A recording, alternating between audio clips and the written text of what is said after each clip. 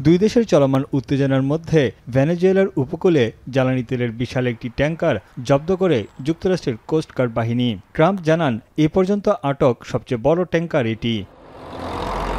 এদিকে ট্যাঙ্কার জব্দের খবরে বিশ্ববাজারে বেড়ে গেছে জ্বালানি তেলের দাম। একদিনের ব্যবধানে আন্তর্জাতিক বাজারে ব্রেন্ট ক্রুডের দাম 0.4% বেড়ে ব্যারেল প্রতি দাঁড়িয়েছে $62.21। মূলত তেলের সরবরাহে ব্যাঘাত ঘটার আশঙ্কায় তেলের দামে ঊর্ধ্বমুখী।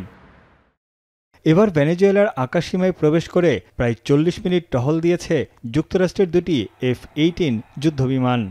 দেশটির দ্বিতীয় বৃহত্তম শহর মারাকাইবো থেকে 150 কিলোমিটার দূরে বিমানগুলোর উপস্থিতি দেখা যায়। সেখানে ভেনেজুয়েলার অন্যতম প্রধান সামরিক বিমান ঘাঁটি অবস্থিত। এদিকে এক সমাবেশে গানের তালে নেচে মার্কিন উত্তেজনা নিয়ে জনগণকে শান্ত থাকার আহ্বান জানান ভেনেজুয়েলার প্রেসিডেন্ট। এদিকে ক্যারিবীয় দ্বীপ পুয়ের্তো রিকোর মার্কিন নৌঘাঁটিতে একের পর এক সামরিক নৌযানের বহর বাড়াচ্ছে যুক্তরাষ্ট্র।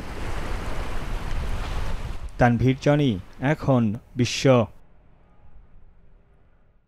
সানবিট সব দিবে সামাল। সানবিট ম্যাজিক প্রেস ডিশওয়াশিং এর মাথা ঘোরানো সলিউশন।